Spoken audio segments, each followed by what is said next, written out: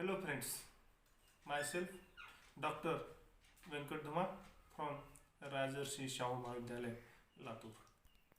Today we are going to learn the most important and new chapter, that is GST, Goods and Services Tax, which changed the tax system of India. This GST is known as one nation, one tax, one market. We will see it in detail. Please subscribe my YouTube channel Venkat Dhuma for updates. Thank you. Let us start. Actual GST काय आहे, goods and services act काय आहे हे बघण्याच्या अगोदर act काय प्रकार असतो, तो कसा कोणी तयार केला जातो, या सगळ्या गोष्टी आपण थोडंसं डिस्कस करणार आहोत. पहिलं, हे ॲक्ट तयार करण्याचा अधिकार कॉन्स्टिट्यूशननी दिलेला आहे, ज्याला आपण मराठीमध्ये संविधान असं म्हणतो. Constitution is the mother of all the laws in India. म्हणजे कॉन्स्टिट्यूशन शिवाय आपण कुठलाही लॉ किंवा ॲक्ट आपण बनवू शकत नाही. आणि कॉन्स्टिट्यूशन आर्टिकल 265 मध्ये असं सांगितलं की Constitution of India lays down that no tax shall be levied and collected except by the authority of law. म्हणजे कुणालाही अधिकार असल्याशिवाय कसल्याही प्रकारचा टॅक्स लेव्ही करू शकत नाही, इम्पोज करू शकत नाही किंवा तो टॅक्स कलेक्ट करू शकत नाही. हे अधिकार कुणी ना कुणी दिलेला असला पाहिजे आणि हा अधिकार कायद्यानुसार दिला जातो आणि कायदा बनवण्याचा अधिकार हा कॉन्स्टिट्यूशनमध्ये सांगितलेला आहे. आता हा कायदा बनवत असताना सुद्धा वेगवेगळ्या प्रकारचे गव्हर्नमेंट्स आपल्या संघराज्यामध्ये भारतामध्ये आपल्याला बघायला मिळतात आणि म्हणून यांच्यामध्ये प्रॉब्लेम येऊ नये म्हणून आर्टिकल 246 मध्ये सब्जेक्ट मॅटर ऑफ लॉज, कोणत्या विषयावरती कोणतं गव्हर्नमेंट कायदा बनवेल ह्याची यादी दिलेली आहे. आणि the subject matters of law made by the parliament, म्हणजे पार्लमेंट सेंट्रल गव्हर्नमेंट कशावरती बनवेल, आणि by the legislatures of states, state government कशावरती बनवेल, याची एक यादी दिलेली आहे. And that list is known as schedule 7. आणि ही list schedule 7 is divided into 3 parts आणि ही 3 भागामध्ये विभागलेली आहे. पहिलं list 1 which is known as union list, list 2 which is known as list state list, and list 3 which is known as concurrent list. म्हणजे list 1 मध्ये जे युनियन लिस्ट आहे त्याच्यावर सेंट्रल गव्हर्नमेंट कायदा करेल, लिस्ट 2 मध्ये स्टेट गव्हर्नमेंट कायदा करेल, आणि लिस्ट 3 मध्ये जे कॉन्करंट लिस्ट आहे याच्यावरती स्टेट गव्हर्नमेंट आणि सेंट्रल गव्हर्नमेंट दोघंही कायदा करू शकतात. हे सगळी यादी त्या कॉन्स्टिट्यूशनमध्ये दिलेली आहे. आता थोडक्यात कुठले विषय आहेत हे आपण बघणार आहोत. Union list, that is list 1. List 1 मध्ये ह्या ज्या एंट्रीज आहेत, हे जे एंट्री म्हणजे सिरियल नंबर आहे त्याला एंट्री असं म्हणलं जातं. याच्यामध्ये 82 जो इन्कम टॅक्स, म्हणजे इन्कम टॅक्सवरचा कायदा करायचा, लेव्ही आणि कलेक्शन करायचा टॅक्स अधिकार हा सेंट्रल गव्हर्नमेंटला आहे. पण त्याच्यामध्ये असं सांगितलं आहे other than agricultural income, agricultural इन्कमवरचा कायदा करायचा अधिकार हा आपल्याला स्टेट गव्हर्नमेंटच्या लिस्टमध्ये बघायला मिळतो. आणि म्हणून ॲग्रिकल्चरल इन्कम एक्झम्प्ट केलेलं आपल्याला बघायला मिळतं, कारण याच्यावरचा कायदा सेंट्रल गव्हर्नमेंटला बनवता येत नाही. एंट्री नंबर 83 कस्टम ड्युटी, जे इम्पोर्ट करतो आपण आणि इम्पोर्ट करत असताना कस्टम ड्युटी जी लावली जाते ते कस्टम ड्युटीवरती कायदा करायचा अधिकार हा सेंट्रल गव्हर्नमेंट आहे. आणि हा कस्टम ड्युटी सध्याही चालू आहे, हे याच्यामध्ये मर्ज GSTमध्ये मर्ज झालेली नाही. त्या मर्ज झालेली यादी ज्यावेळेस आपण बघू त्यावेळेस आपण या कस्टम ड्युटीविषयी डिस्कशन व्यवस्थित करू. एंट्री नंबर 84 मध्ये एक्साइज ड्युटी, जे उत्पादन शुल्क म्हणतो त्याच्यावरती कायदा करायचा अधिकार हा सेंट्रल गव्हर्नमेंटचा आहे. एंट्री नंबर 84 कॉर्पोरेशन टॅक्स, जे उद्योगधंद्यावरचा कॉर्पोरेशन टॅक्स लागतो तो त्याच्यावरती कायदा करायचा अधिकार हा सेंट्रल गव्हर्नमेंटचा आहे. 91 stamp duty in respect of bill of exchange, cheques आणि प्रॉमिसरी नोट्स. हे बिल ऑफ एक्सचेंज, चेक्स आणि प्रॉमिसरी नोट्स जे आहेत त्याच्यावरचे जी स्टॅम्प ड्युटी लागते ते त्याच्यावरती कायदे करायचा अधिकार हा सेंट्रल गव्हर्नमेंटचा आहे. 92A central cells tax, CST या नावाने हा टॅक्स ओळखला जातो. जेव्हा इंटरस्टेट सेल्स होतात, म्हणजे एका राज्यातून दुसऱ्या राज्यामध्ये वस्तू विकली जाते त्यावेळेस जो टॅक्स लावला जातो त्याला आपण CST असं म्हणतो आणि ह्याच्यावरती कायदा बनवण्याचा अधिकार हा सेंट्रल गव्हर्नमेंटचा आहे. 92C हा सर्व्हिस टॅक्स, हा नवीन टॅक्स आहे. 1994 मध्ये एक जस्ट एक्झाम्पल म्हणून हे टॅक्स इम्प्लिमेंट केला, पण आज सगळ्यात जास्त इन्कम गव्हर्नमेंटला हे सर्व्हिस टॅक्समधून मिळतो. बेसिकली सर्व्हिस टॅक्सची जी 92C ची एंट्री होती कॉन्स्टिट्यूशनमध्ये नाही, नंतर कॉन्स्टिट्यूशन अमेंडमेंट करून ही एंट्री वाढवलेली आहे. कशी वाढवली तर ते एंट्री नंबर 97 मध्ये, दिस is residual power.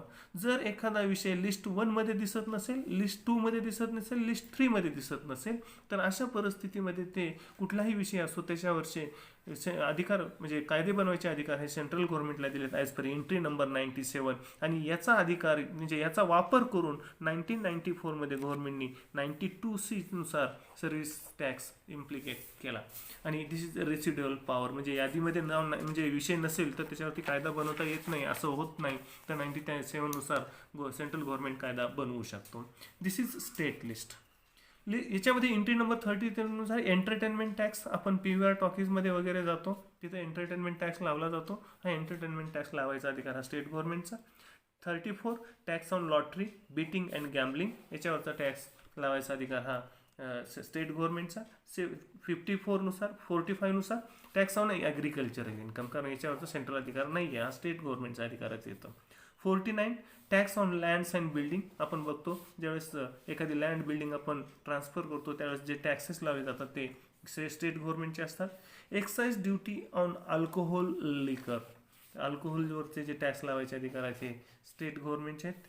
Then 52 entry tax, एखाद्या स्टेटमधून दुसऱ्या स्टेटमध्ये जे वाहन येता जाता जे टॅक्स लावला जातो त्याचे एंट्री टॅक्स किंवा टोल टॅक्स असं आपण त्याला म्हणतो, that is entry tax. Sales tax VAT, आणि दिस इज इंट्रास्टेट ट्रान्झॅक्शनमध्ये. इंट्रास्टेट म्हणजे एकाच राज्यामध्ये खरेदीदार आणि विक्रेता जर दोघेही एकाच राज्यामध्ये असतील तर अशा परिस्थितीमध्ये वॅट लावला जातो, तो सुद्धा सेल्स टॅक्स बनवायचा अधिकार स्टेट गव्हर्नमेंटचा. 59 toll tax. Then 62 luxury tax. त्यानंतर 63 स्टॅम्प ड्युटी, तिकडे पण स्टॅम्प ड्युटी होती, इकडे पण स्टॅम्प ड्युटी आहे, पण ही stamp duty in respect of documents other than those specified in provision of list 2, म्हणजे चेक, प्रॉमिसरी नोट्स वगैरे सोडून बाकीच्या सगळ्या गोष्टीवरती लिस्ट 1 मधले सोडून या ठिकाणी स्टॅम्प ड्युटी लावायचा अधिकार हा स्टेट गव्हर्नमेंटला आहे. मग कॉन्करंट लिस्ट म्हणजे हे जे विषय आहेत ह्या विषयावरती दोन्ही गव्हर्नमेंट कायदे करू शकतात. त्यामध्ये 17A मध्ये फॉरेस्ट म्हणजे त्याच्यावरचे अधिकार दोघांनाही आहेत. 17B protection of wild animals.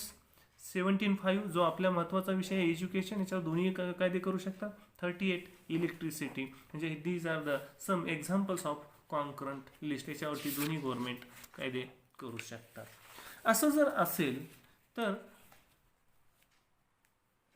Section article 246 मध्ये असं सांगितलं जे आत्तापर्यंत आपण बघितलं, नॉट विथस्टँडिंग एनिथिंग इन क्लॉज 2 म्हणजे जे खाली 2 नंबरमध्ये सांगितलेलं आहे त्याच्या व्यतिरिक्त parliament has exclusive power to make laws with respect to any of the matters enumerated in list 1. List 1 वरती कायदे करायचे अधिकार इन द शेड्यूल 7 म्हणजे 7th शेड्यूल युनियन लिस्ट, जी युनियन लिस्ट आहे त्याच्यावरती कायदे करायचे अधिकार आहेत. फक्त जे लिस्ट 2 मध्ये विषय आहेत ते सोडून बाकीच्या व्यक्ती त्याला कायदे करायचे अधिकार आहेत.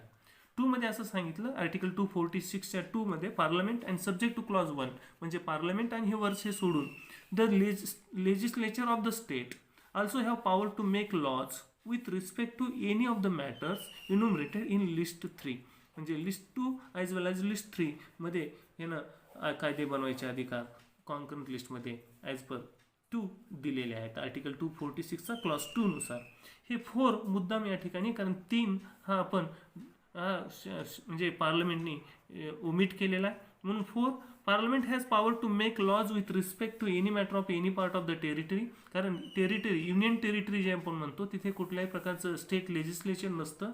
अशा ठिकाणी त्या ठिकाणचे कायदे बनवायचे अधिकार हे सेंट्रल गव्हर्नमेंटचे आहेत, पण त्याच्यावरचं जे इन्कम आहे हे इन्कम त्या टेरिटरीला मिळेल पण कायदा मात्र सेंट्रल गव्हर्नमेंट बनेल. Not included in state notwithstanding that such matter is a matter of enumerated in state list. State list सोडून बाकीचे अधिकार त्यांना दिलेले आहेत. आर्टिकल 254. आता कॉन्करंट लिस्टच्या बाबतीमध्ये आपण थोडंसं डिस्कशन करतो, कारण स्टेटचे लिस्ट 1 मध्ये काही प्रॉब्लेम येणार नाही, लिस्ट 2 मध्ये काही प्रॉब्लेम येणार नाहीत, कारण ते त्यांचे सेपरेट राईट्स आहेत. पण कॉन्करंट लिस्टमध्ये दोन्ही गव्हर्नमेंट कायदे बनवतात आणि दोन्ही गव्हर्नमेंट ज्यावेळेस कायदे बनवतात त्यावेळेस त्यांच्यामध्ये कॉन्ट्रास्ट होण्याची शक्यता विरोधाभास निर्माण होण्याची शक्यता निर्माण होते. आता हा विरोधाभास जर झाला तर कशा पद्धतीने ते सॉल्व आउट केलं पाहिजे ह्याचं सोल्युशन आर्टिकल 254 मध्ये आपल्याला बघायला मिळतं. इनकन्सिस्टन्सी जर दोघांमध्ये inconsistency between laws made by the parliament and laws made by the legislatures of the states जर दोघांमध्ये जर झालं तर काय होतं. नंबर 1 ऑब्वियस आहे, सेंट्रल गव्हर्नमेंट हे स्टेट गव्हर्नमेंटपेक्षा मोठं आहे, म्हणजे कधीही सेंट्रल गव्हर्नमेंटचा कायदा स्टेट गव्हर्नमेंटच्या कायद्याला सरपास करत असतो. If any provision of law made by the legislature of the state is repugnant to any provision of law made by the parliament which parliament is competent to enact or to any provision of the existing law with respect to one of the matters enumerated in concurrent list, then subject to the provisions of clause 2 the law made by parliament whether passed before or after the law made by the legislature of the state or as the case may be the existing law shall prevail and the law made by the legislature of the state shall to the extent of the repugnancy be void. म्हणजे दोघांमध्ये जर वाद निर्माण झालं तर अशा परिस्थितीमध्ये central गव्हर्नमेंटचा कायदा तो सरपास करेल. ज्या मुद्द्यामध्ये कॉन्ट्रास्ट आहे तेवढ्या मुद्द्यापुरता सेंट्रल गव्हर्नमेंटचा कायदा सरपास करेल. अशा परिस्थिती मग तो सेंट्रल गव्हर्नमेंटचा कायदा स्टेट गव्हर्नमेंटच्या कायद्याच्या अगोदर पास झालेला असो किंवा स्टेट गव्हर्नमेंटच्या कायद्याच्या नंतर पास झालेला असो, दोन्ही बाबतीमध्ये सेंट्रल गव्हर्नमेंटचा कायदा हा त्या म्हणजे कॉम्प्लिकेटेड मुद्द्याविषयी सरपास करेल. पण जर गव्हर्नमेंटला स्टेट गव्हर्नमेंटला असं वाटलं की नाही आपल्याला आपला कायदा थोडा सरपास करायचा तर त्याच्यासाठी काही एक प्रोव्हिजन सेक्शन आर्टिकल 254च्या 2 मध्ये दिलेली आहे. Section state government can pass the central governments law. त्याच्यासाठी हे आर्टिकल 2 मध्ये आपल्याला बघता येईल. 254च्या 2 सेक्शनमध्ये आपल्याला where a law made by the legislature of state जर स्टेट गव्हर्नमेंटने बनवला कायदा with respect to one of the matters enumerated in concurrent list contains any provision repugnant to the provisions of an earlier law made by the parliament or an existing law with respect to that matter, then the law so made by the legislature of such state shall, if it has been reserved for the consideration of the precedent. म्हणजे एखाद्या state गव्हर्नमेंटनी प्रेसिडेंटची परवानगी घेऊन त्या मुद्दा जर inculcate केलेला असेल तर अशा परिस्थितीमध्ये मात्र स्टेट गव्हर्नमेंटचा कायदा सरपास करेल सेंट्रल गव्हर्नमेंटच्या कायद्याला. पण त्यासाठी सगळ्यात इम्पॉर्टंट आहे ते प्रेसिडेंटची कन्सेंट रिसिव्ड बाय असेल, म्हणजे त्याच्याकडनं कन्सेंट घ्यावं लागेल प्रेसिडेंट प्रिव्हेल इन दॅट स्टेट. आणि हा जे कन्सेंट आहे ती त्या स्टेट पुरती लागू असेल, पूर्ण भारतामध्ये लागू राहणार नाही कारण तो लॉ त्या स्टेट पुरता असल्यामुळे. पण प्रोव्हिजन या ठिकाणी provided that nothing in the clause shall prevent parliament from enacting any time any law with respect to same matter including a law adding to amending, varying or repeating the law so made by the legislature of the state.